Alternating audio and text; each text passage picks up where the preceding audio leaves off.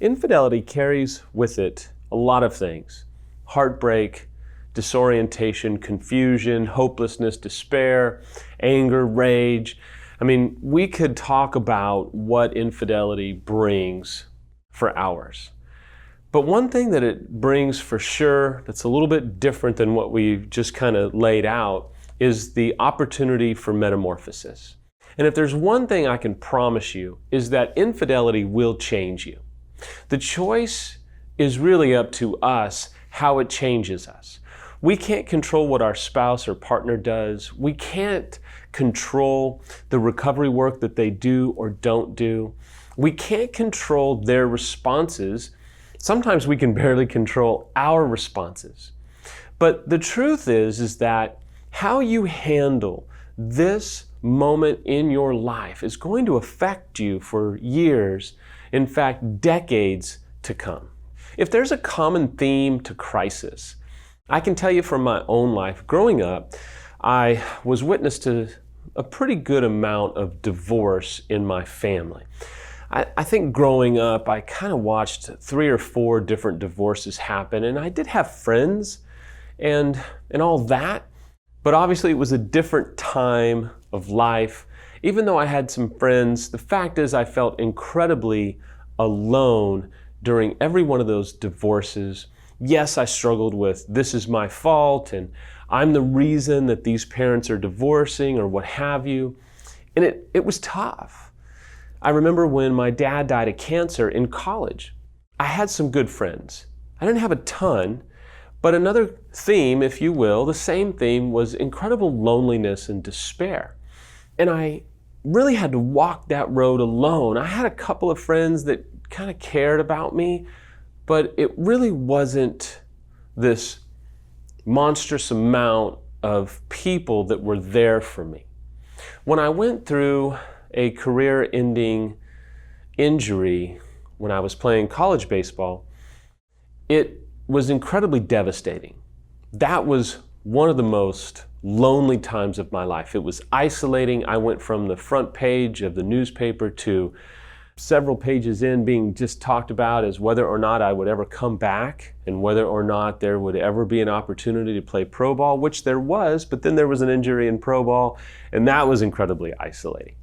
The fact is, I felt alone, and I was alone with the choice for how I was going to respond to those crises time and time again. Now, enter infidelity, and I'll tell you that was probably the loneliest I've ever felt in my life. Prior to the infidelity coming out, it was probably the most loved and cared for and supported that I had ever felt, with a monstrous amount of people around me, being on stage and being this public figure. I mean, you would think that those people would rally around me, and in fact, it was the complete opposite. It was like they vaporized, and there was one friend left. And I'll tell you, I'm confident that no matter where you are, no matter who you are, no matter what part of the world that you're in, if you're going through infidelity, you probably feel alone. I've talked to you time and time again about how you don't have to feel alone. You can take one of our online courses, you can go to our EMS weekends, you can get on to our recovery library, and there is a community of people that will support you. But that's not what I want to focus on today. I want to focus on the fact that you can have a ton of people around you and still feel alone. And in these lonely times is an opportunity for you to develop what I have called armor for you personally. When you go through this level of trauma and crisis, eventually you're going to get back up. Eventually you're going to begin to fight back. Not necessarily against your spouse, but fight back against the oppression, the darkness, the fear, the worry, the anxiety, the loneliness, the despair. There's eventually a time when you start to fight back. It doesn't necessarily involve loud talking. It involves your heart starting to believe again. It involves your soul starting to fight back. It involves your bravery starting to arise, starting to say to yourself, look, I still have life and I still have value and I still have years and decades ahead of me. You know, I hated those lonely times. I really did. But in those times of absolute excruciating loneliness, I was able to really develop some armor mentally, because when you're alone with your thoughts, when you're trying to wrestle through the darkness and the anxiety and all the dark voices that are rushing through your mind, you eventually start to fight back. And so I've been able to develop some mental armor that has served me well over the last 15 years. And it will serve me well as I walk through these different crises that I'm facing now with kids and life and business and so many other issues. It also helped develop some emotional armor that I still rely upon to this day.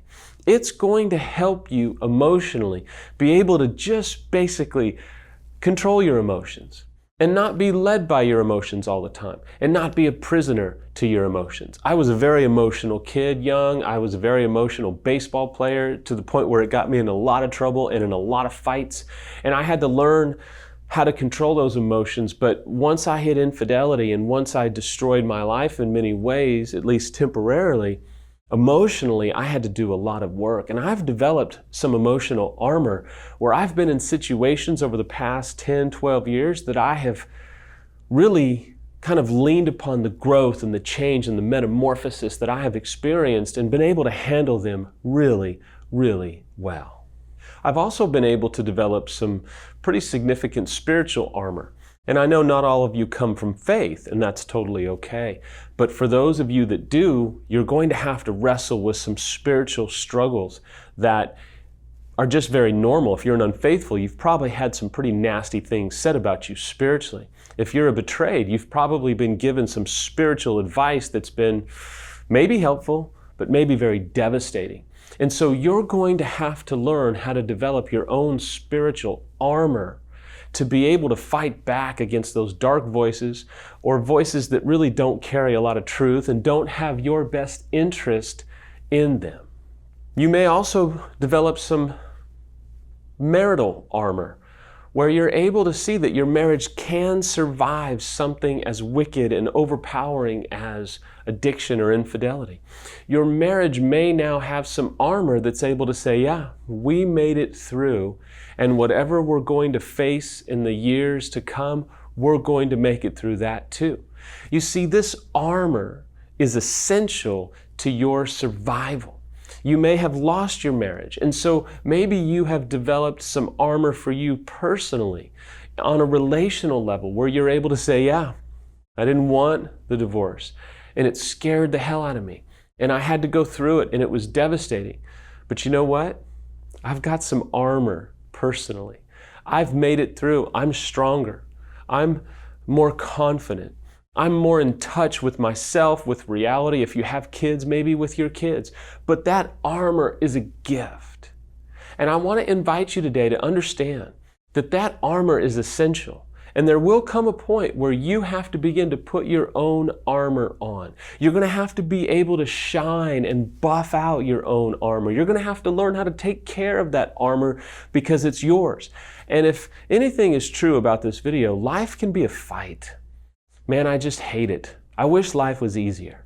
But I'll tell you, life, whether you come from faith or you are an atheist, life requires a fight to put on your armor every day and not become a prisoner or a slave to so much that's out there to captivate your thoughts and lead you down a road you don't want to go. Life requires the ability to fight back. I'm not talking about physical violence. I'm talking about mentally and emotionally and psychologically being able to go, no, no, no. I'm no longer that person. No, no, no. I'm not going to succumb to that. No, no, no. I've come too far.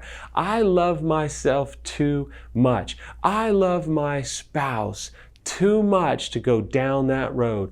I have been through too much. I have too much armor to lay down and die ever again.